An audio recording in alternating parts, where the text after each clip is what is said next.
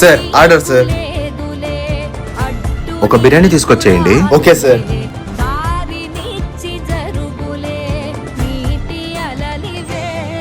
Sir bill sir.